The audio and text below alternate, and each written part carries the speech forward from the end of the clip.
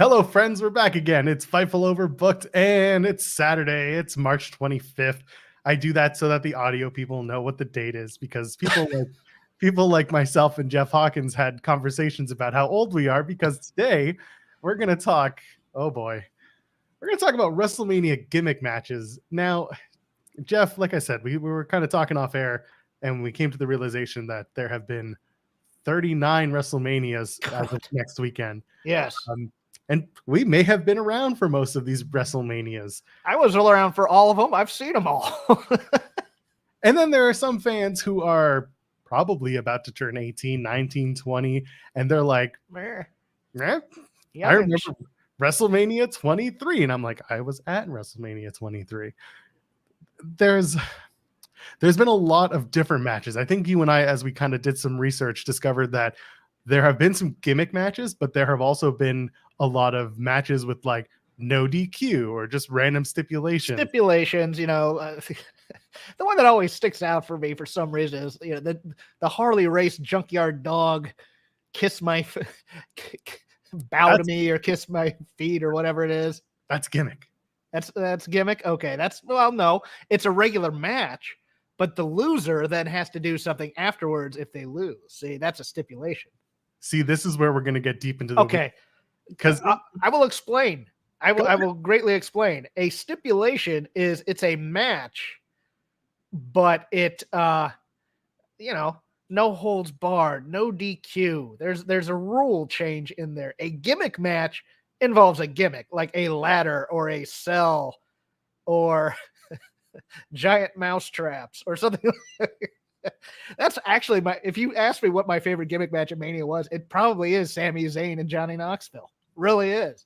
It's like the most overrated, underrated match, because it shouldn't be considered underrated, right? Because it's just so damn good, and it should have been on more people's match of the year. But because, it's a gimmick match, it doesn't fit. It made me laugh instead of clap. You know, okay, great. You know, I'm here to laugh. I'm not here. I don't take wrestling seriously. No. I watch Impact, for Christ's sake.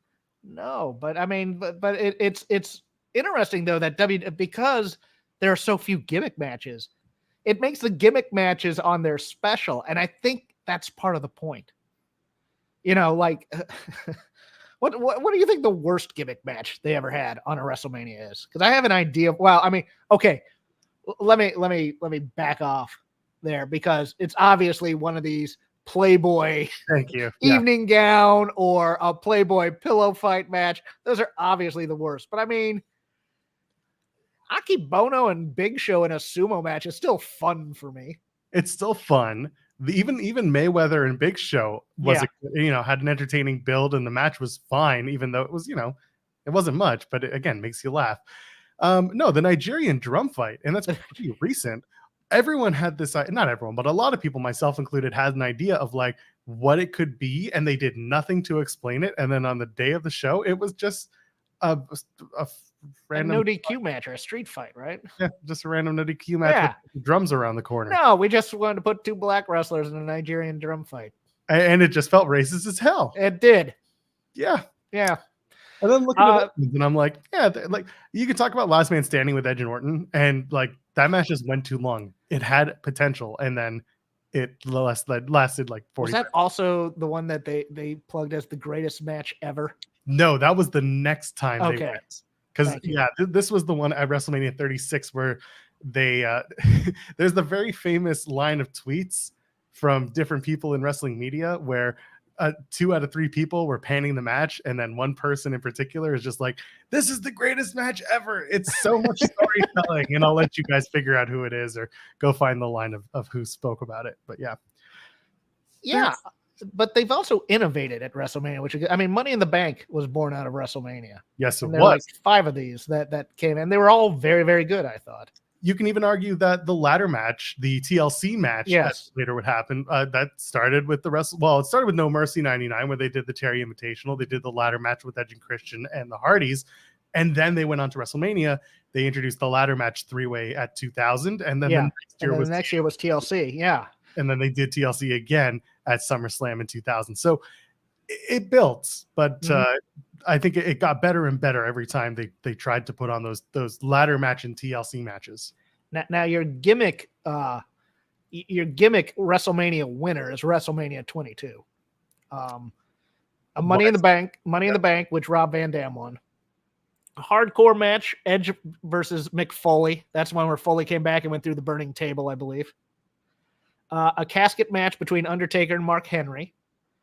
No holds barred between Shawn Michaels and Vince McMahon, and the aforementioned Playboy pillow fight between Tori Wilson and Candice Michelle. Oh that's a lot of gimmicks for a WrestleMania, because they usually don't have one or two, or they're like, you'll have the hardcore title being defended, so it's technically a gimmick match, but it's not, the 24/7 title types of things. I think, though, for my personal preferences, my favorite might be the New Age Outlaws versus Chainsaw Charlie and Terry Funk in a dumpster match. That was such a good match and such a stupid match. Yes. Time. It was unbelievably stupid. But at the same time, I was just like, I can't believe Terry Funk's in the WWE. It wasn't Terry Funk. It was Chainsaw Charlie. There was a difference. I believe that was this the broadcast that both Road Dogg and Jim Ross said, "The hell with that. That's Terry Funk." It very well could have. Because I think they're the da, da, da. Oh, you didn't know? And then Road Dogg comes out, Terry Funk gonna whip your ass. It's like, no, that's Chainsaw Charlie. JR goes, that's Terry Funk. We've all the nylon king. It's Terry Funk. The build is problematic, but the Backlot brawl I thought was also a lot of fun. I thought they're going to bring that back for this. That's something that I thought maybe Steve Austin would do this year. Yes and no. So, like you said, the build was problematic, but the match itself was also rooted in the OJ chase, and that was once in a lifetime story. So it was so stupid that there's nothing else that could make the Hollywood Backlot brawl like resemble what it was in '96. No, but it was an interesting choice to do due to locale, and I like those types of matches. I wish they'd do more of those, to be honest with you, occasionally for WrestleMania, especially now that it's 2 nights and you just got to fill time. Yeah, and it's funny because going into this, I've noticed that there are clearly more gimmicky matches as you get deeper into the years. We talked offline about how there's a bunch of years where suddenly the WWF was very serious. Yeah, 3 through 9, there's nothing because you're doing like the tournament at 4. Yep. And other things. I mean, you'll have stipulation matches, but you won't have gimmick matches. They're all just straight blow-offs of feuds for the most part. Yeah, exactly. And Playboy, by the way, going back to them, they got involved twice on WrestleMania matches. They did the evening gown match with Tori and Sable against Jackie Gata and Stacy, and then they did the pillow fight at 22 with Tori and Candice. So Tori, clearly the Playboy cover girl wrestling crossover. Yes, she's somewhat attractive, Joel. I don't know if you know this. Really? Yeah. You know the one that I was most geeked for, though, is very, very early, was WrestleMania 2 with the NFL players in the Battle Royal. Yes. So this one I never got super into because I'm not a huge football fan to begin with.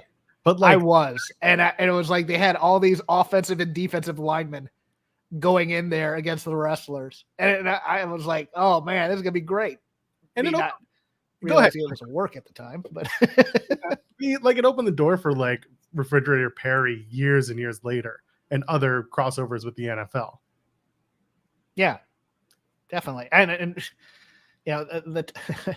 Taylor Bigelow gets a lot of crap from that SummerSlam, or was it SummerSlam or Mania? I can't remember. Didn't they do it at Mania 11? You're right. I think. Sorry, I don't have that written down. The only thing I have written down for WrestleMania 11 is I Quit, Hart and Backlund. That was the only I Quit match that's on this list.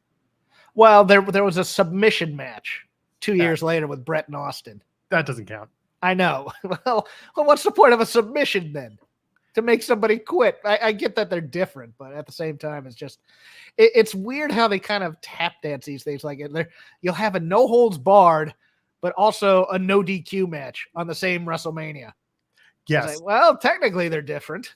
And that's why I looped all of them together. And I just kind of sat there like, I'm not going to write falls count anywhere for everyone. No disqualification, street fight. Like if they had weapons involved, like a Extreme Rules match that wasn't a hardcore match, it was all on the list with like the toys match. Yeah. And we'd be doing disservice if we did not go to the greatest gimmick match of all time on this, and that is WrestleMania 10, the ladder match with Razor and HBK. So again, is that a gimmick match or is that a stipulation? That's a gimmick match because there's a ladder. And the ladder is a gimmick. The ladder's a gimmick. Interesting. Okay. Stipulations are just straight matches where you change the rules. So gimmick matches are here are things for you to play with within the bounds. Like to me, a Chicago street fight is a gimmick match. Right. It's a street fight. So you're going to bring toys to the ring and you're going to use them. Yes. And the placement of the city just happens to be where they are. Yes. Yeah, that makes sense. The ladder match, of course, is something you can use the ladder to your advantage. And I guess we also included TLC as a gimmick match. Yeah. You're still reaching for the title. The title, you're not scoring. You're not pinning yeah. Yeah. Okay. Yeah, that makes sense. I get it. And it's on the list. So, I mean, clearly it's something that we put down. As opposed to say like Savage Warrior, where, if Savage loses, he retires. That's not a gimmick match. That's a stipulation match. See, now we're doing the professor gimmicks. This is why I bring you on. Yeah, I still have some usefulness to the Fightful universe. It's always nice. Yeah, it's not just because we didn't drop a newsworthy video for Jeremy and I this morning and I needed to fill content. No, it's not that at all. It's very much because I value your opinion and your history lessons, Jeff. Yeah, you just happen to value it late Friday night. Where you go. No idea what you're talking about. We've had this planned for months. It's been on the calendar. No, but I mean, just going through these, there's a lot of these I forgot about that I may need to watch or may not need to watch, depending on them. Like I had forgotten the Boss Man Undertaker Hell in the Cell match was at a Mania. Oh, you can't forget that one because that was the hanging, the infamous. Oh, that's right. Oh, that's why I don't watch it anymore. and of course, like people were like, "What about Kennel from Hell?" That was not at WrestleMania. That was not WrestleMania. That was at Unforgiven in 1999, I think, or 98. Yeah, there's a lot of matches people think were at WrestleManias, but they weren't. No, why would you do it anyway? Do you consider a boxing match a gimmick match here? Yes. Yeah, because I mean, Mr. T and Piper at WrestleMania. That was a big deal. Yeah, at the time. People don't realize how big of a star Mr. T really was. I mean, Mr. T was. Who would I put the modern day equivalent of Mr. T as? Just big transcendental star that can do movies or TV and is known on sight. I mean, maybe I was gonna say Jonathan Majors, but that would be problematic right now. You're dating yourself. It's okay, Jeff. No, Jonathan Majors. I don't know. He's recent. He's the guy who was in Kang. He's Kang the Conqueror from Ant-Man. No, but just somebody who was everywhere. In everything all at once. That's Mr. T. That's him in the early 80s. He's the A-Team. I mean, if you were a child back then and you didn't watch the A-Team, you were not allowed to socialize because you had nothing in common with anybody else. Wow. I Googled Jonathan Majors and I'm like, now I know why you backtracked. Yes, thank you. Literally an hour ago. Good stuff. Mm-hmm. What about a winner gets to referee the main event? They did this at what? This was at 15, Mankind and Paul White. Yes, that's a stipulation. But then the gimmick becomes the referee kind of plays into the final of the match. That's a special referee, though. That's a little bit of a gimmick. The special referee is a gimmick, but it's also a long-standing wrestling tradition. I mean, no, it really is. I mean, I can think of like Joe Frazier at a Starrcade, I believe, refereed a match. Jeez. I mean, and of course, it's always part of the story. Then it becomes a story match because you remember the another Hell in the Cell, I believe, HBK or Triple H and Undertaker with HBK as the special referee. Right, and that was because HBK had already been disposed of and retired by the Undertaker the year before, 2 years past. Yeah, that makes sense. They become part of the larger story. Yeah. Now, see, here's the things I don't know are gimmicks. Or gimmick versus stipulation, because they kind of toe the line. Like, I really enjoy the 3-on-1 match between Jericho and the Legends at WrestleMania 25. Yeah, that definitely does. That's a gimmick, I think. Though. That's a gimmick because Jericho was basically on the warpath to get to the wrestler, to Mickey Rourke. Mickey Rourke. Yeah, that's the Mickey Rourke one where he was supposed to do WrestleMania and then he chose not to. Yes. So this is, and it also opened the door for Snuka to have a very quick and successful last run. For those of you who are in audio, I am using the air quotes, but this is, and Ricky Steamboat. Ricky Steamboat looked great in that match. Yes, it was more Steamboat than Snuka. Yeah. You're right. I was reading Snuka's name first, but yeah, it was Dragon who came out and had an unbelievable return. And then I'm looking at and then he got beat up by the Nexus the next night and got injured. It's just what you do. Yeah, of course, you kill all that guy's heat. Yeah, how dare he? But then like Steamboat and Jericho had a match. I think at like the Backlash, the next pay-per-view. Yeah, I think so. So hey, sometimes it works. Boogeyman and Booker T, Sharmell. That's pretty gimmicky because the gimmick of Boogeyman overtakes everything. But that's not a gimmick match. It's a gimmick in a match. Yeah, but it's still like Boogeyman. Anything Boogeyman does is inherently a gimmick. Well, it's not a good match. So I understand what you're trying to do here. You're trying to parse things, and it's pretty straightforward, Joel.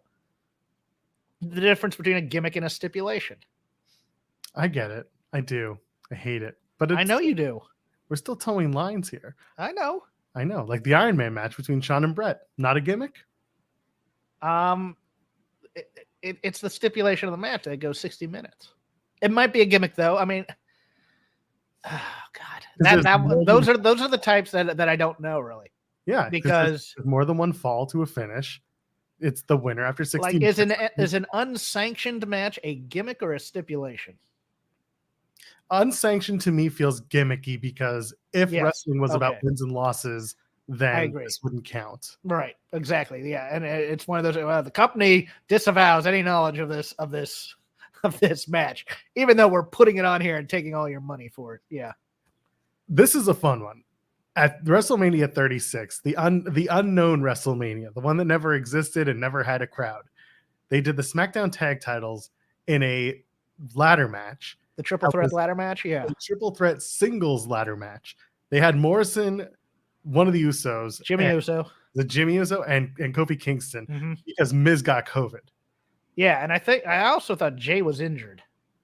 Jay could have been injured too. I remember for sure Miz had COVID, and it was just like this snake bit match. And for some reason, they're like, put the tag titles on the line, but like have whoever wins be the tag team champion. They really wanted Kofi and John Morrison to go off ladders in that WrestleMania. Yes, and that was the time when we all realized, crash pads, we can do that now. Yeah, no, I remember I enjoyed one of the nights of that WrestleMania. Or was it a one night WrestleMania or was it a 2-night? Oh no, that was the first 2-night WrestleMania. Yeah, I enjoyed the second night. I think a lot. That was the Brock and Drew finish, or it might have been the first one. I can't remember. One of those nights was good. Yeah, one of those nights was Charlotte and Rhea, where I just went. I think that was night 2. Okay. One finished off with one of the best gimmick matches ever, and that's the Boneyard match. Yes, the Boneyard match was quite good, and then it led to the the Bray John Cena. Oh, so good. No, shut up. So good. Jeff, lore. We're telling stories. I know, yeah, but you gotta tell good stories. Oh, no. It's wrestling. We don't tell good stories. We just tell stories. Yeah, okay. Jimmy tore his ACL in that match. I see that in the chat. Okay. Yeah. Was that in the match? Wow, holy crap! I got to go back and watch the unknown WrestleMania. The empty stadium. That just empty. Oh, there was no stadium to be had. Jeff. No, I know. It was in the Performance Center, and it was so weird. All of it. I remember rewatching it, and it opens, I think, with the women's tag titles, and I was just like, "This is awkward." It's just the announcers and 4 people and nothing. It was very strange. Were the Golden Role Models the tag champs at the time? Then I remember Bliss Cross. No, Bliss and Cross were okay. I think it's Bliss Cross and Kabuki Warriors. I think that's. That you're correct on that. What was Bailey doing in that match? In that Mania? I do not remember. Okay, I'll look it up. All right. In the meantime, what else do we have that was really, really memorable? We'll talk about Firefly Fun House more, but not. I mean, even on the early ones, like the Body Slam Challenge between Stud and the Giant. That I mean, Andre the Giant. That was interesting. I mean, that was the first real spectacle type thing that they do, and you know, Vince loves giants, so that would have been fun to see live. I didn't see the first two. I saw them on videotape, VHS, at my local video store because I reiterate that I did not grow up in an area. Number one, I didn't have cable for a long time, and number two, I didn't have WWF in my area. It was all Jim Crockett. But my local video store always picked up the Coliseum videotapes for some reason. I got to watch. That's how I watched the first three WrestleManias, I believe. Can I hit you with a hot take, Jeff? Sure. WrestleMania 2 is just a big old gimmick. Yes. The whole show is a big old gimmick. The whole show, because it's actually 3 WrestleManias.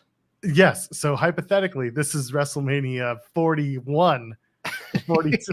Well, no, it's just 3 different locations because Starrcade had done that, I believe, the previous year. They had done it in 2 locations, so Vince decided he needed to do WrestleMania in 3. See, I love the idea of Vince just being like, we're going to start WrestleMania, and it's going to be 8 o'clock everywhere we start. Oh, God, that's brilliant. what Bayley was. Bayley did the Fatal 5-Way for the women's title against Sasha, Lacey, Naomi, and Tamina in that empty one. I remember nothing. Yeah. Remember when the Big Show challenged Drew McIntyre after WrestleMania, and then they aired it on Raw the next night? No. Just looking through here, though, the evolution of ladders when it went from like TLC and all that to the Money in the Bank, and then it became the Intercontinental let's kill all our mid-carders thing, because we had a few years of the Intercontinental ladder match, like the year Zack Ryder won. God bless Matt Cardona. I've got an interview with him dropping this week. That was a regret of mine that I did not, because I went up. They did an NXT show at San Jose State, I believe. And this is before they started doing takeovers or anything like that. I actually drove up from LA to San Jose because I was such a mark for NXT at that time. I was so loving it. Headlined by Charlotte and Sasha, I believe. And then I didn't stay for WrestleMania because I had no interest in it. I came home and watched it on TV. But that was a fun one. But I just remember the picture after WrestleMania was like Zack Ryder with the Intercontinental title, and you had no, that wasn't. Oh no, that was the one where they took the belt off of Zack Ryder to give it to Miz. Yes. The next name, Maurice came back, and when Maurice came back, I was thinking that was when they had the titles on Punk, Daniel Bryan and Ryder at the same time, but no. This was the one where they literally just said, you don't get this anymore. Ryder, you get your WrestleMania moment, and then you get to shake hands with Razor Ramon, and then you get to lose the title the next night. I'm sure he didn't care. He got the moment, he got the payday. He cared. I guess maybe, I don't know. Should have asked him. Yeah, but I don't want to do that. There's so many like Money in the Bank matches. I know we said it got its start at 21, but like, man, they ran that match for several years. Yeah, 4 years before they 4 or 5 years before they put it on its own pay-per-view. And I love that Shelton Benjamin is in every single one of them. He's the king of those, man. Watch those early ones, man. He is the man in those. And Finlay was in a bunch of them. MVP somehow got his way in a bunch. Like, there's some wild. I loved MVP in that one too. MVP took the big shot from the top of the ladder to the ladder that was leaning against the ring that year. And right. I always will respect the hell out of MVP for that bump alone. And then WrestleMania 22, when Ric Flair was in the Money in the Bank ladder match, everyone was like, this is going to be the year Ric Flair dies in the ring. And meanwhile, here we are so many years later, and everyone's like, this is going to be the year that Ric Flair dies in the ring. Yes. Yeah, I just remember that first one. The reaction was, okay, we got this ladder match. We're going to have Edge, Chris Benoit, cool. Shelton Benjamin, cool. Chris Jericho, cool. Christian, great. and Kane. What? Gotta have a big man in that match, pal. Gotta have somebody to. Gotta have a big man to take the bumps. That's right. Now it's the NXT special. Whenever there's a big 5-way match for the North American Championship, you got to have the one big guy in there. There's not though this year. Yeah, that's right. This year it's not, but that's just because which makes it far more interesting to me. Yeah, because I thought for sure Von Wagner was getting in that thing. I was all for it for all the wrong reasons. I know you were because you hate fun. You're still on Hey, what happened to Andre the Giant Memorial Battle Royal winner Madcap Moss? What are you talking about? What do you mean? What happened to him? Whatever happened to him? He never left. Oh, he's still the guy. Huh? See, holding the title. I'm trying to vamp while I get my overlay up, but someone deleted all of my Madcap overlays. Douchey thing to do. I've just been owned by my own channel. The Belfast Brawl. JBL beat Finlay. Yeah, they had JBL go over Finlay in a signature match. What happened there? Like, I do not remember the build or anything. I don't remember the build. I just remember JBL. I think that was still Wrestling God JBL. I'm not sure. Had to have been. Might have been at the end of that, and then Finlay. I think Finlay was going to retire after that, so that's why they had him look up at the lights. Yeah. Bunch of dicks. What happened to Madcap Moss? That's what happened. Bam. That's what happened. Bam. That's what's happening after WrestleMania. Other ones I'd like to forget about. Michael Cole versus Jerry Lawler. Oh, God. That was just a match. Heel Michael Cole was the worst thing this company's ever done. It was pretty awful. And they've done horribly racist and homophobic gimmicks. But this one took the cake. But Michael Cole being a heel announcer is still the worst thing they ever did to their product. What about so Hogan and Vince at 19 is a street fight. It's not a gimmick match, but the most gimmicky thing about it is like the background and then having Roddy Piper in it. And also the facials. Yes. I'll never forget you have Hogan not Hogan. Hogan's bloody as hell. You have Vince's bloody face like appearing over the mat, over the apron. Oh yeah, when he does that little peek up thing. Yeah, and stuff like that's great. And then Piper, of course, coming back. And this is important because this was a match that was further built using the Hall of Fame, and we hadn't seen that yet, and we haven't seen it since. And everyone thought that this year's Rey Mysterio Dom Mysterio match was going to come to a head at the Hall of Fame, and it still could. I'm glad it's not, though. Why? I actually like the Hall of Fame being somewhat respectful. But you know where the Hall of Fame is physically. Yes, in our minds and in our hearts. No, you know where it actually resides? Where? It's in it. Well, not anymore because is it in the storage in Stamford? No, it's in Stamford, but it was in the offices in an elevator. It was, I shit you not. I told the story on Kate and Joel, I think, and like it's in the elevators at Titan Towers. But now because they've moved to a new office or are in the process, like now they could physically have a Hall of Fame if they so choose. Yes, won't, but they won't. That being said, like, why is the Hall of Fame is not serious? No, but you know. See, the thing about the Hall of Fame for me this year, we're going on a tangent, kids, because you know it's what we do. Because this is what we do. Between the three presenters, or at least two presenters and a guy I think is going to show up. So between Ric Flair, Conan, and Bob Zamuda as Tony Clifton. Oh, God bless. Please do it. Who's most likely to send that thing off the rails? Depends. Do we get to do a whole thing with Bob Zamuda singing Moon River? I think Bob Zamuda goes hard on into Vince. Oh, I would pay. If he's there. I would pay. Because my joke was I really want Andy Kaufman to literally show up and say it's been a bit for the last 30 years and that people are forgetting who he is. So now's the time to cash in on it. They'll do an AI Andy Kaufman bit. That's what they'll do.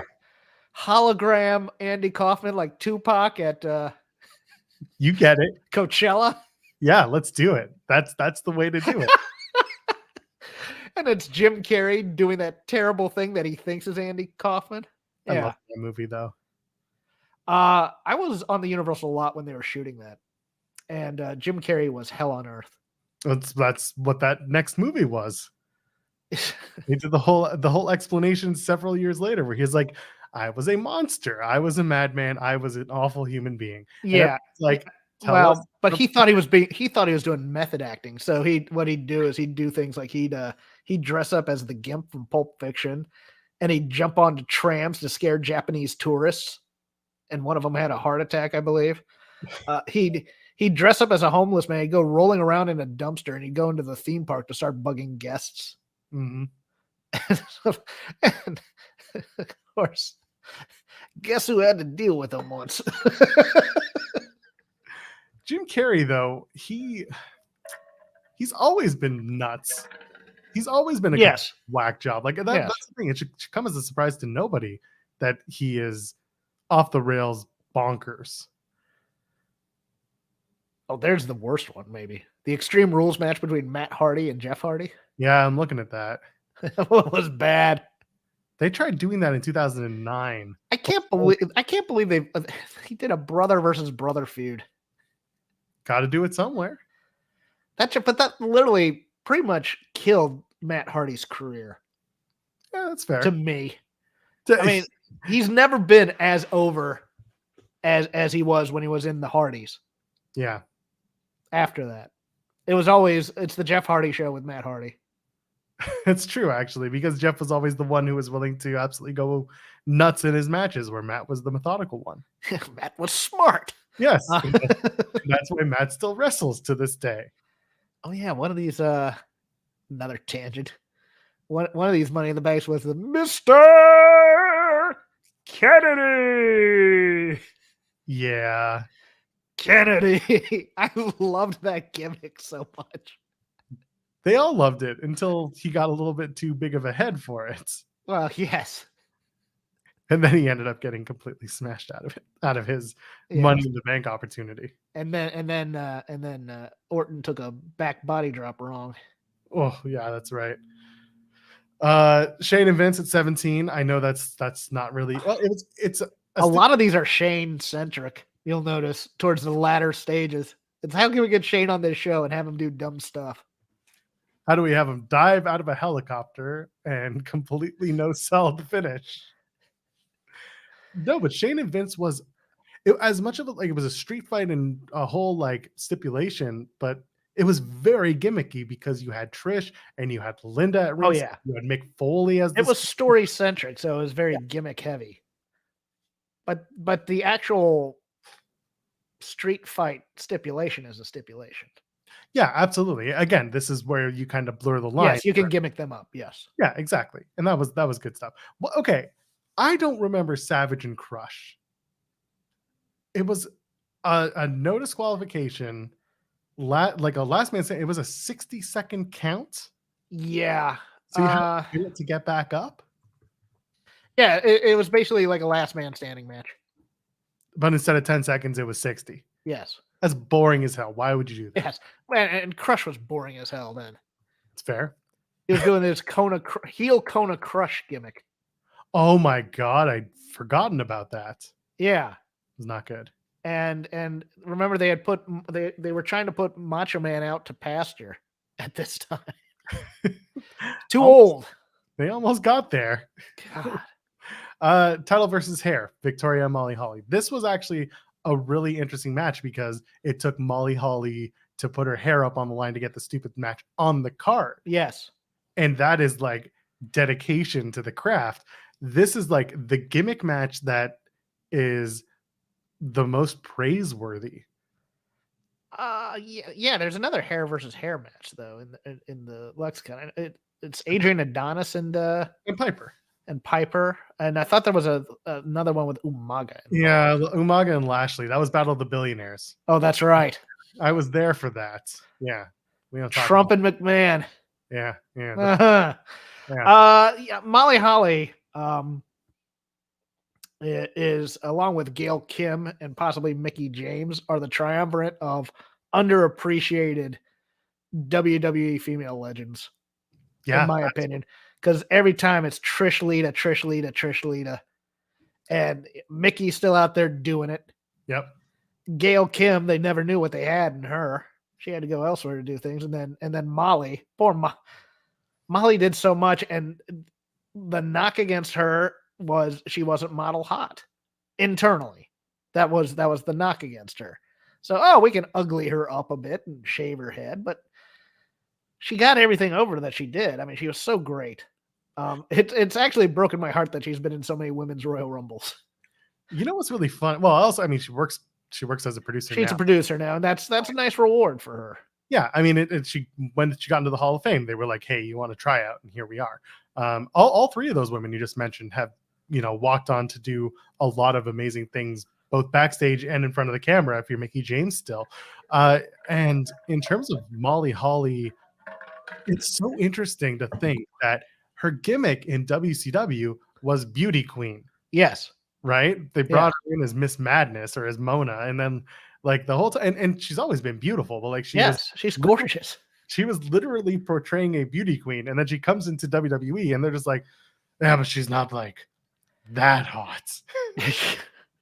Well, this was also I mean, you remember she's not sleeping with me, so why should I care? Well, legend was when they were talking about he who shall not be named being made world champion, that Stephanie once said, well, who'd want to F him?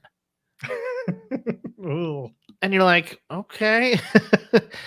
A little creepiness going on there, but no. And look, as CM Punk can probably tell you, shaving your head is a risky proposition.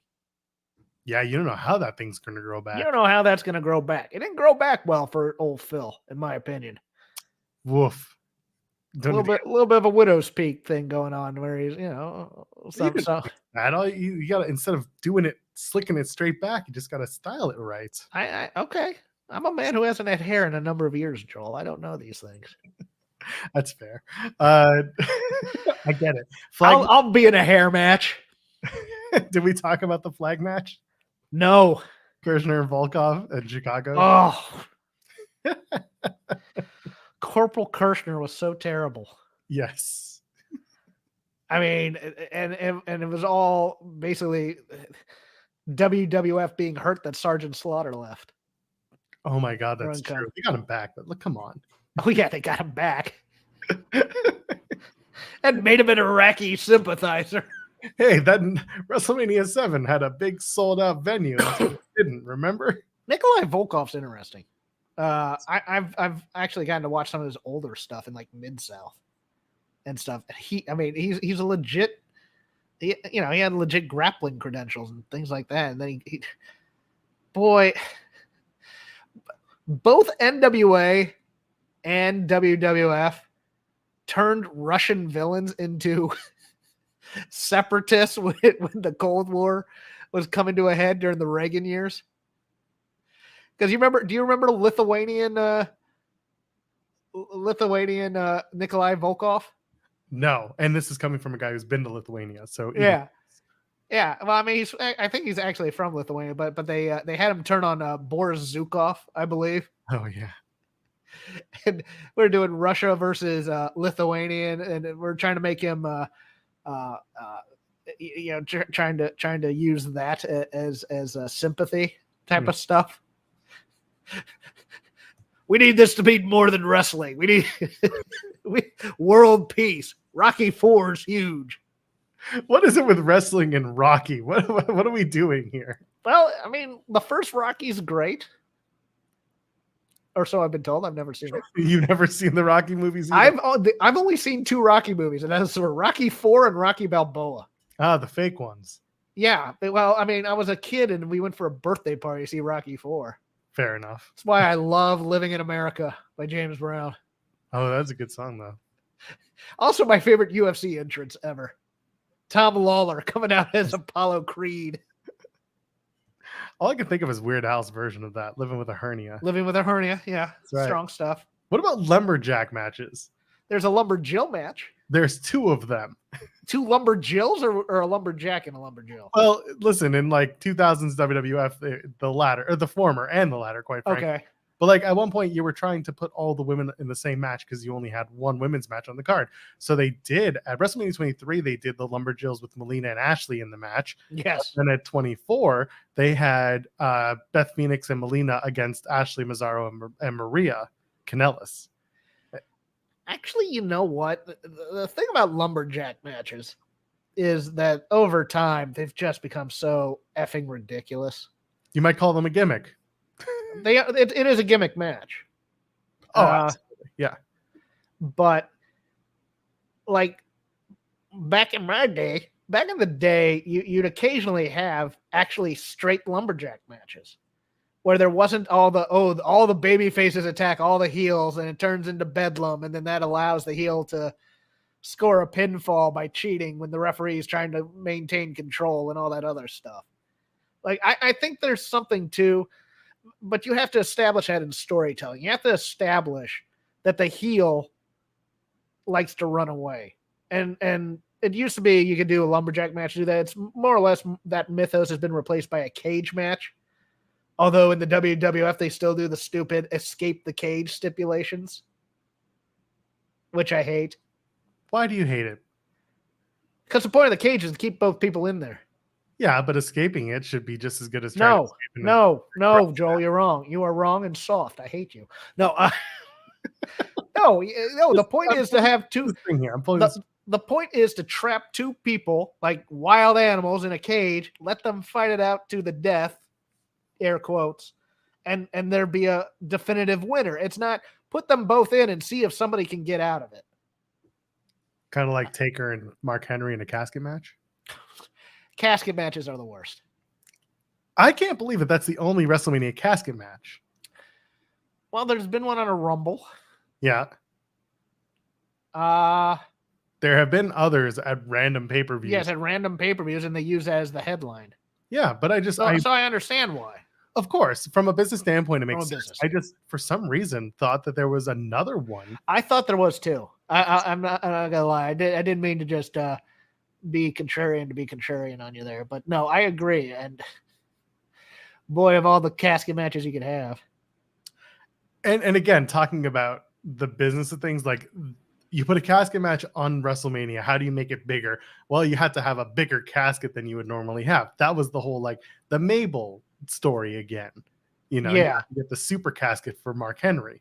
So why did I think that Punk Undertaker was a? No, it's not. No, it wasn't. It was the urn story. That was the urn story. Yeah, as was the Mr. Hughes. Oh my God. I love Curtis Hughes. The most awesome looking, terrible wrestler. There's a lot of, as Bruce Pritchard used to say, but then the bell rang. Yeah, but then the bell rang. But I love his look. I just, as a character, he's great. As a wrestler, not so much. Keep him on the outside. And as a trainer, great. What about he's a trainer in Atlanta right now. I was gonna say he has a school where he trains. Yeah. And he does pretty well. But then I think I've also heard people say he's never at said school. Well, that's part of the gimmick too. that's the old Hart. That was like, yeah, well, that was the Bruce Hart gimmick.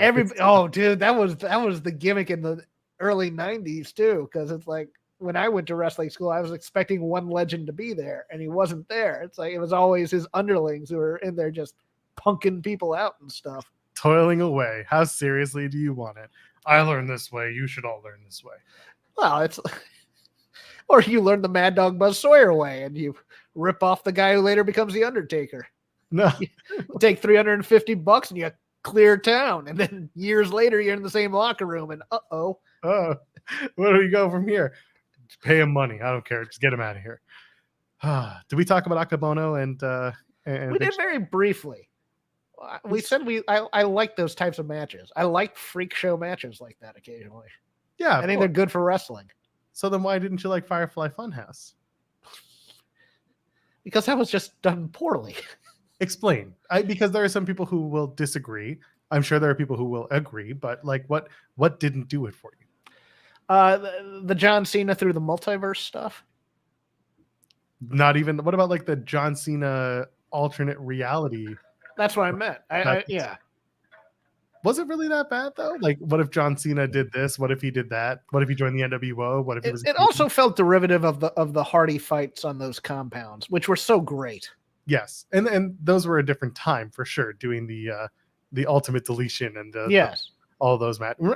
Remember when they did the first one in Impact and they sent screeners to like all of these? Yes, because I got a screener at the time. Yeah, and then they were like, "We need you to film your reaction to this."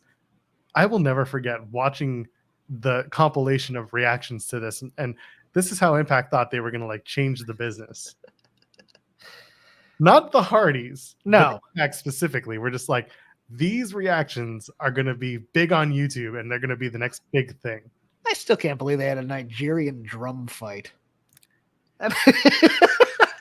Sat there for weeks, positing all the options that this could mean, and what are they going to do? What kind of mythos are they going to use for this? No, like I was like, it's just going to be a bunch of drums, and they're going to beat each other up with the drums, and they didn't even do that. No, so stupid. That part really buzzes me more than anything else. Like, I don't give a shit that the match was like just bad. Yeah, I give a shit that all these drums were just there and barely used. Where did they rent them from, and how did they get them back? Maybe that was why. Okay, so we had Hell in a Cell, Undertaker, and Shane. We had False Count Anywhere, Miz and Shane. We had remember the great build for the Braun Strowman, Shane McMahon steel cage fight? That match was awful. You're stupid. The Braun Strowman came out. Yeah, Braun is dumb. Braun is dumb. Braun is dumb. Braun is dumb. And it turns out Braun is dumb. Turns out Braun is dumb. But Braun won the match. He did win the match. I was hoping they'd pay that off with Braun losing. I remember my prediction show for that one. Was it going to be Braun throws Shane out of the cage? Yes. That's how I think that's what it was. I think it was, he just throws him out the door or whatever, and then loses. And then Shane just points and laughs. He throws him through the cage, through the not the ceiling, through the side, a la Paul White and Vince McMahon and Stone Cold. Yeah. And, do the same Valentine's Day Massacre finish. And that would have been perfect. Yeah. We didn't do it, though. What else is on this match? I mean, we touched on Boneyard, but we didn't like really deep dive as to whether or not it was a good gimmick match, because it was a great gimmick match, I thought. Yeah, it had a lot of really good things in it, especially given the fact that like Undertaker was at a certain age, AJ is more campy at this point than anything else. People were whining about, why are we misusing AJ? Right. Who's a great in-ring performer, blah, blah, blah. I was like, do you remember the first Mania that AJ was in, where everybody was saying, oh, they're going to have to put him over because it's his first one and his star thing. This is how I made my bones in commentary, Joel. I'm the only person who goes, no, they're going to have Chris Jericho beat him clean as a sheet. That's just what you do, pal. Because he's not part of we got to test him. We got to break him down and build him up, pal. That's right. We got to test him. That was the next thing I was going to say. You just got to, you got to make him learn. Make him learn the WWE way. Oh, man. What an awful, awful deal that was. Yeah. I mean, it was the best use of the OC that there's ever been. Yeah, that's fair. They're supposed to be in the Andre the Giant battle, the arm bar. They're going to be in the arm bar next week. Is that what we call it now? That's what I call it. The Andre Rusimov, was it Memorial Battle Royal? The only thing about that stupid Battle Royal is that they rib somebody to have to take that trophy all over the place. And you got to do the pose. And you got to do the pose. Because that's how Andre posed back in the 70s. So I've come to the conclusion that this year, because I've looked at the people that are in this. Yeah. It's Gargano. They're going to give it to a short guy to have to do the pose. Oh, my God. I think it's going to be Bronson Reed, but I mean, Gargano would be hilarious. Actually, Bronson Reed would be a good choice. Yeah, you want to start getting. Actually, now that I think about it, that's probably more correct than me. Yeah, and there are other people who are. I was saying they're going to do it as a rib to the short guy. I mean, a lot of people are saying LA Knight because he's awesome. Yeah. I can't yell yeah right now because I have a woman sleeping in a room across. I like LA Knight. Who doesn't? Dave Meltzer. I asked important people who doesn't.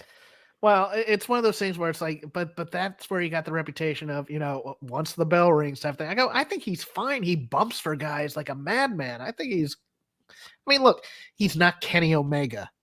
Ooh, I don't want him to be Kenny Omega. I don't even like Kenny Omega all that much, to be honest with you, but that's me and that's my personal predilections, and I'll talk about that sometime else. Hey, who's Kenny facing next WrestleMania? AJ Styles. Oh, actually, that might be three-way with him and Finn. Yeah, leader of the Bullet Club match, but they never mention it. They call it the Battle of the Club. And let's go over the gimmick matches. In the last 10 minutes we have or so. Are we just going an hour? I figure we're just going an hour. Yeah, no, we can go 20 if we really wanted to really. But let's go over the gimmick matches this year. Do you have that in front of you by chance? Let's pull up the WrestleMania 39 card because there must be. Well, there's a Hell in the Cell. Yeah, but there's a Hell in a Cell every year now. Joel is unimpressed with your Hell in the Cell matches, WWE. I don't mind it.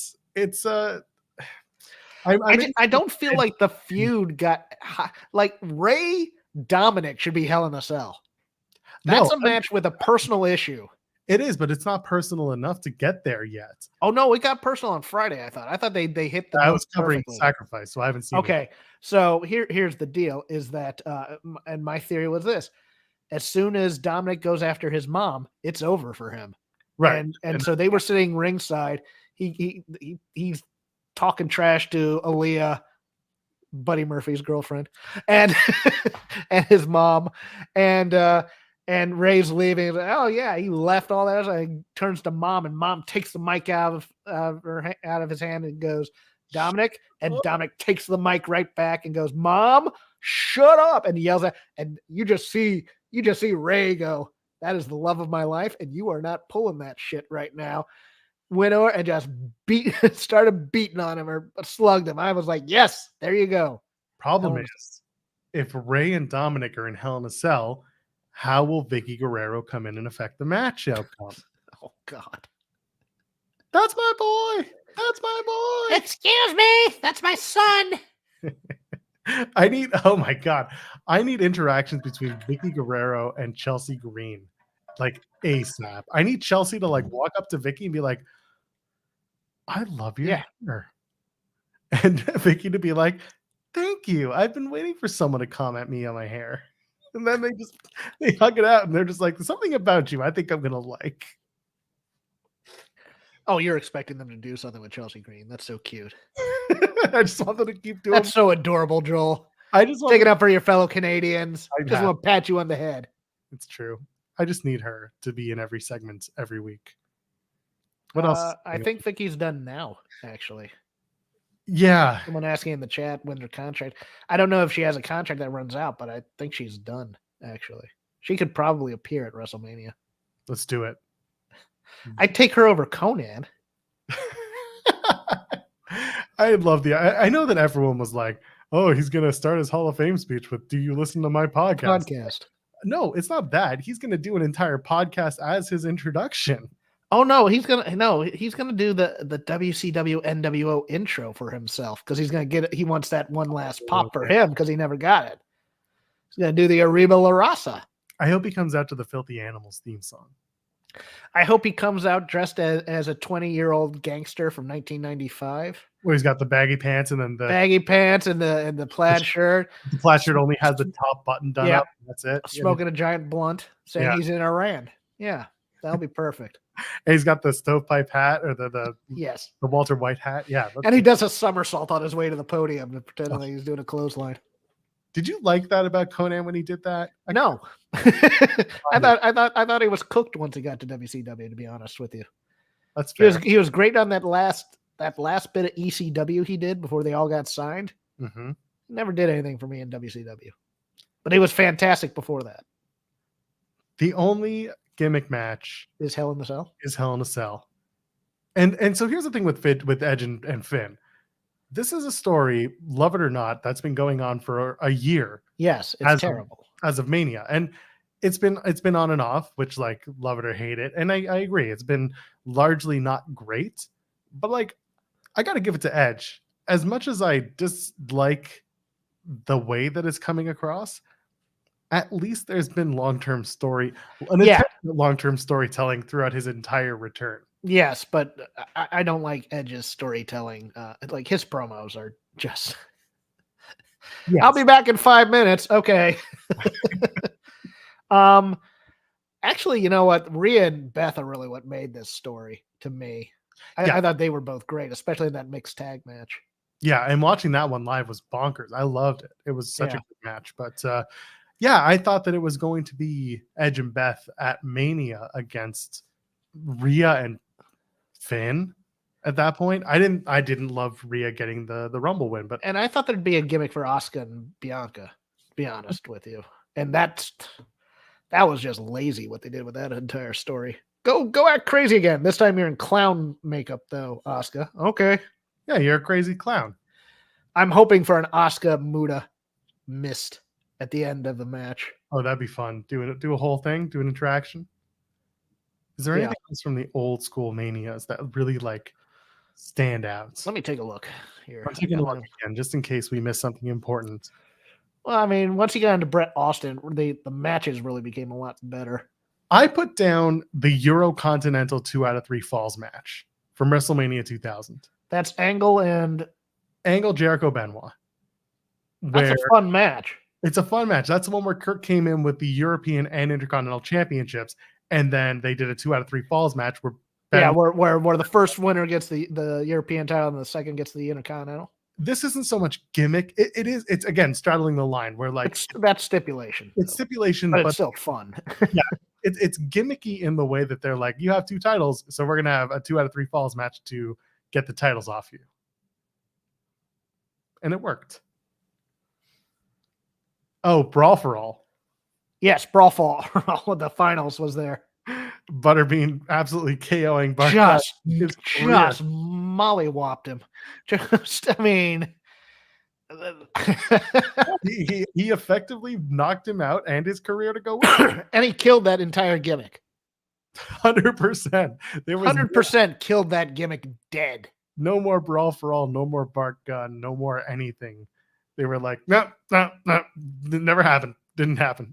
I'm trying to look up if D'Lo Brown ever had a singles match at WrestleMania. He definitely did not. Okay. There's a bunch of battle royals. The hardcore battle royal. I love that from WrestleMania. Hardcore battle royals, the gimmick battle royal. The gimmick battle royal. That's the last one we got. That was more fun than it had any right to be. But the problem was, of course, Iron Sheik couldn't take a bump, so he had to win. That's how he wins. Yeah. Although the commentary on that one was fun. Yeah, having Heenan and Cornette, I believe, were both on commentary at the same time. No, it's Heenan and Mean Gene. And Mean Gene, okay. Cornette's in the match, and Cornette and Pritchard. Oh, Cornette was in it. That's right. So Cornette and Pritchard are attached to each other for the entirety of the match because they're like, we don't want to take any bumps. Yes. And any of these old guys to come after us and like stiff us. And Vince is back and gorilla, like that, just laughing at him. Bastards. How much he's back in catering. How much to shoot on Pritchard today? Oh, look at all this money I made. Pritchard, they all want to kill you. Who could I sexually harass after this? That's right. Who else is on this card? Jeez. That gimmick battle royal though is like the epitome of the most ridiculous shit to come out of WrestleMania. But that's member berry stuff, and they love doing that at Mania now. Why haven't they ever brought it back in some capacity? Because the gimmicks haven't been as hard in terms of going hard on the gimmick, and it's hard to do. That's true. I mean, you're not dressing up anybody in phony ice skates and expecting him to wrestle anymore. God bless Bill Irwin. How do you do that? How do you wrestle like that? I just go, that's a little bit too method, guys. Just let him have his normal feet. He's just a guy who used to play hockey and he was too dangerous and he came out. Nope, we gotta have skate guards on there. Did you see that Darren McCarty is wrestling for Impact this weekend? You know, Impact is, for me, one of the best feds for actual real celebrity / athletes. Yes, because they do it right most of the time. Yeah. That being said, I mean, and that's the other thing in WrestleMania that is a gimmick, but not a gimmick match, is the celebrity match now. Right. Yeah. I mean, and this year's is going to be great, I think. And that's the thing. Like, Logan Paul is not so good. He's a terrible human being, but he's so good in the ring. He's really good at also making you want to like punch him in the face. So he's effective now, but I don't even consider him celebrity because he's had a few matches. Okay. Like where now he's like, yeah, he's entrenched in WWE stories. Therefore, like for longer than just one pay-per-view cycle. So I see him more as like a recurring character. Let's do some prop bets on Mania. Let's go. Let just thinking out loud here. Some things. Will Pat McAfee make an appearance?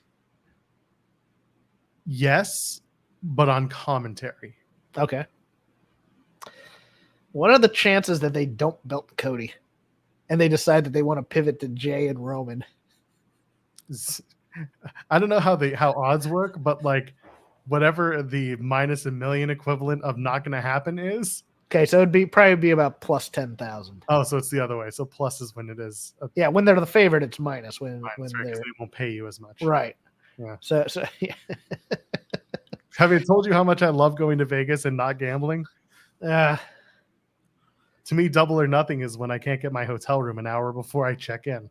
Oh, geez. I still have to make my plans for that. But I actually think, you know what? I'm actually hyped for this WrestleMania. It's odd because I think they're going to stick the landings on most of the programs that they're doing. They're big programs. I mean, in terms of the build, they've done Cody right. They've done the Usos and KO and Sammy right. They've done Ray and Dominic correctly, I think. They've done, I mean, they've done Logan Paul and Seth right, I think, in many ways. I think the one, and of course, the Gunther story has been fantastic too. It's the women who have suffered this year. Yeah. I mean, oh, there's another one. Chances are they just decided to put Charlotte over Rhea. I can see Rhea winning and Bianca retaining. That's where I'm at. It's so weird because I would have told you when it started that Asuka was going over Bianca, but then they did nothing with that build. They did nothing with that character choice. She just came out and did the wacky dancing again. And Asuka go out there and be crazy because I thought this was going to be the year. Okay, we're going to give Asuka her flowers at Mania. This is their version of doing that. Yeah, Charlotte came out last night and just cut a terrible promo. So tradition, okay. Well, I mean, the crowd's whatting her, and she's getting mad at them for whatting her. I'm looking forward to it. And they're trying to do an emotional babyface promo out of here, and nobody's having any of it. She's not a babyface. Every time they try to babyface her, everyone's just like, "Stop it! What do you?" I think Flair comes in to try and help her win. I could see that, especially if he's going to be at Hall of Fame on Friday. Yeah, 100%. I think the 6-woman match is going to be the underappreciated might steal the show match. I could see that, but I'm not big on Lita, but the other 5 are great in the match. But I think there's going to be a lot of histrionics and a lot of storytelling in this match. Yeah. And they're already trying that with socials, which is fine. Like it's a good thing to have. But other than that, I don't see there's no I hated that they made Becky the man last week again. It was expected. It's Vince. It has to be Vince, right? No. I think if anything, it was Becky being like, or everyone just being like, Becky decided to be a theater kid again and decided to get dressed up. It was a marketable machine, the man. How much they sold so much gimmicky shit with that. Yeah, but no, they sold the simple, the man, when it was just the man shirt. She was being Stone Cold Becky Lynch. Hey. Not being Seth. Hey Seth, let's go into our wardrobe and see what the wackiest thing we can find tonight is. That was, hey Seth, let's hire somebody to come do our wardrobe. Yeah. And then hope that they don't get kicked out when somebody tries. Who can be more like Elton John on the Muppet Show? But I love that. It's every week. It's just tune in to see who looks weirder. Seth Rollins goes into town, finds a Ross somewhere, goes in the women's section, says, "What can I make work here?" He doesn't even do that. He walks into like the local drapery and buys as much fabric as he can. And he's like, what's the worst looking 70? No, he goes into like a hotel surplus outlet and finds curtains from like a 70s Vegas hotel like, and says, make me a suit out of that. He doesn't even, he brings it back to work and he's like, I'm going to make them this work tonight. They're going to have to earn their money. Mikaze, come over here. Yeah, exactly. The reason Sandra Gray doesn't work for WWE anymore is because she got pissed off at Seth trying to get her to make suits for him. This is a hostile work environment.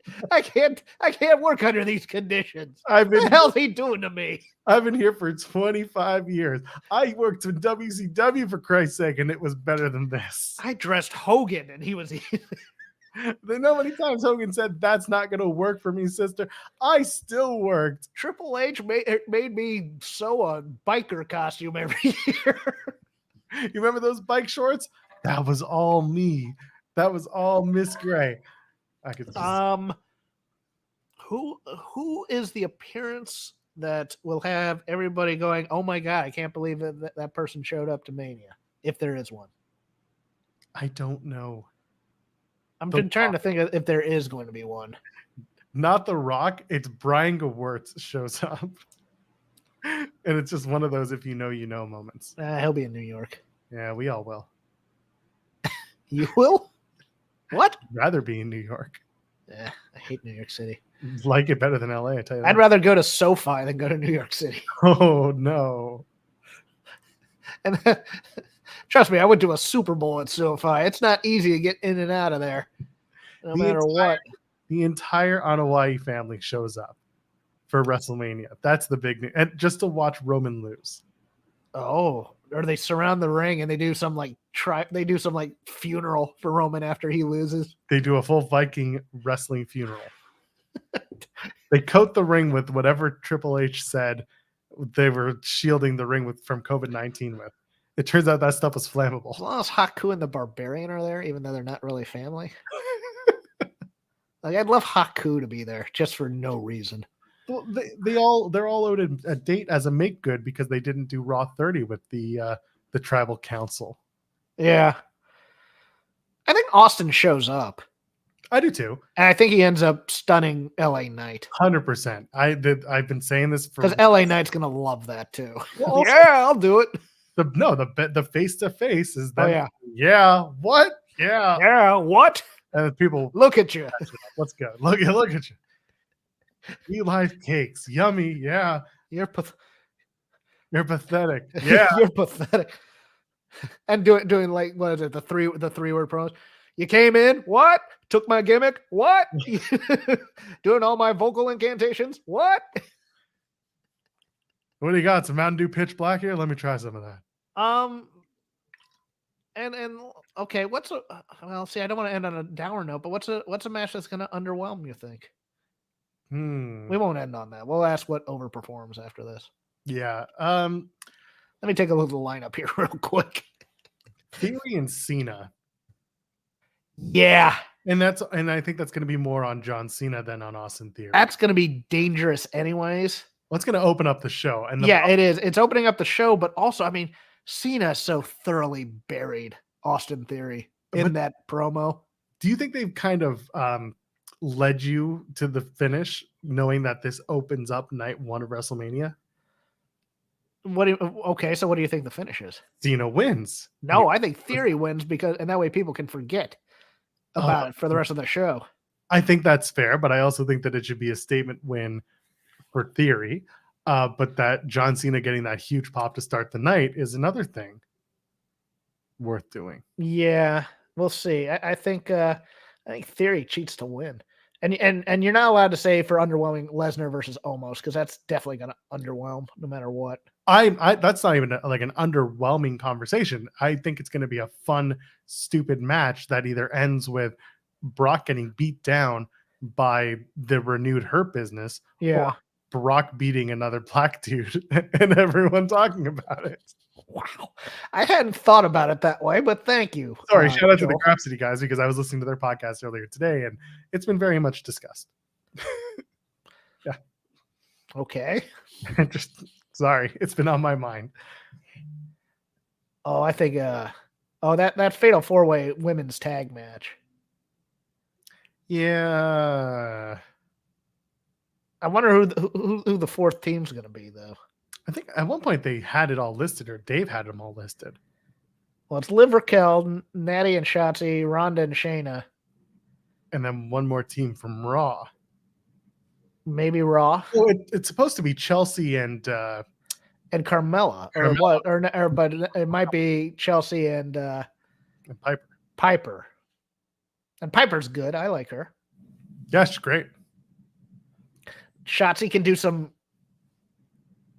crazy stuff. Yeah. Love Shotzi. She knows. See, this is what Shotzi's role should always be, is you just bring her out in a match where there's a lot of people and a lot of plunder, and you just have her do a dive. Yeah. Or something. She'll probably do a full-on dive into the field. Yes, I agree. Yeah. It'll be a mid-rope tope, just dive, just a suicide dive through the ropes. I mean, the matches I think are going to be good. You know, Usos, Owens, and Zayn is going to slap. And again, this is the one thing about WrestleMania is that there hasn't been a year that I can think of where every single match was clearly defined and built to perfection. Yeah. You know, every year there's always going to be 2 or 3 matches that are like, they're there. But other than that, you know, I'm going to go with that Intercontinental title match as stealing the show, possibly. Oh, yeah, I'm down with that. 100%. Just Gunther smacking the hell out of these guys. Yeah. And both men just being big bastards. Yes. Yeah, let it happen. This is a Hoss match. This is if this is 3/4 as good as Clash at the Castle, I'll be happy. If that match goes on, let's say, night 1, then Brock Lesnar and Omos has to be on night 2. Just because you need those beat down, weird attraction matches. Yes. Yeah. You know, opposing each other, not on the same night. Oh, I put them in the death spot on night 2. Brock and Omos? Yes. Watch Brock open up the show on night 2. Just like WrestleMania, I'm not main eventing. I'm going home early. Yeah, F it. Get me on first. I got a plane to catch. Let me beat the shit out of Omos and get out of here. I think Omos is winning that match. Like I said, it's going to be the renewal of the Hurt Business, Bobby and the boys. Okay, who's in it? Is there anybody Omos? new in it? No, it's going to be okay. So Omos, Shelton, what's his face? Cedric and Bobby. And then I know there was the photo going around that MVP had posted with Carmelo Hayes. I don't want Carmelo coming in as a member of the Hurt Business. I don't either. I also don't want him coming in as a member of Hit Row, which was something that someone put out there. And I was like, stop trying to put people in a box. We'll leave it at that. Yeah, that's where my as so-and-so should join Hit Row bit came in for weeks at a time. I would love the Street Profits over. There was Street Profits at one point. There was a photo with Street Profits and Mello. Street Profits somehow appeals to me. I don't know why. It's just one of those things where it's like, okay, we either have to break up this Dawkins Ford team once and for all. No. Yeah, probably. Or at least, I mean, you don't have to do the turn thing. You don't have to do, see, I don't want that necessarily. Yeah. But hey, let's be singles guys and see where we can go with it. Just do like Rybacksel. Why would you say that? That's awful. I don't like that.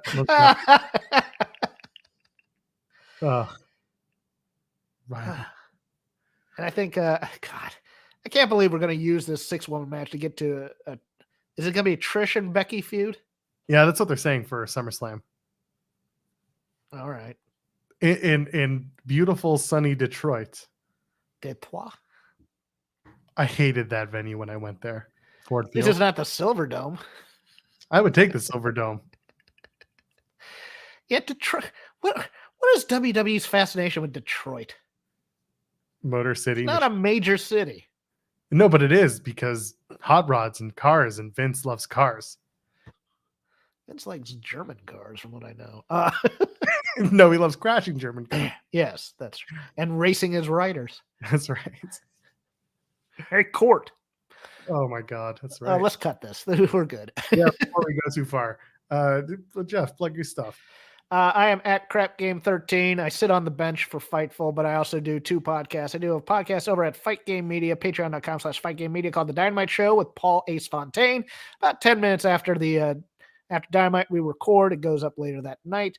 A thorough deconstruction, sometimes too thorough, of Dynamite. And then myself and Chris Novembrino over on Voices of Wrestling doing Shake Them Ropes, somewhat lighthearted, pretty snarky this week look, but next week we'll be doing our Mania preview and our NXT Stand and Deliver and hopefully Wake Up for Brunch. You can find that on all your podcast catching gimmicks.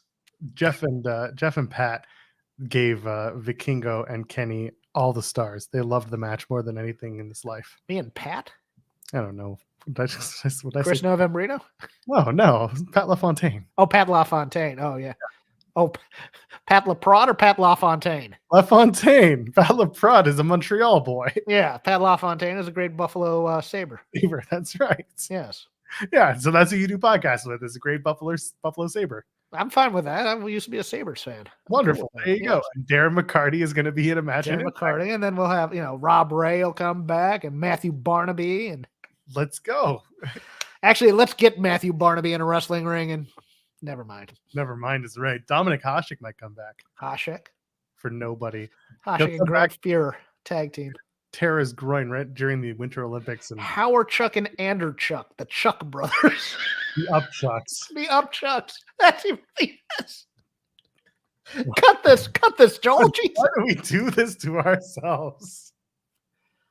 Anyway, I'm sure some of y'all found some fun in this while you're working away doing nothing all day. Until then, I am Joel Pearl, JOELPARL. Ladies and gentlemen, friends, me on the binary. We'll see you in the next one. Yeah, follow that, Kate.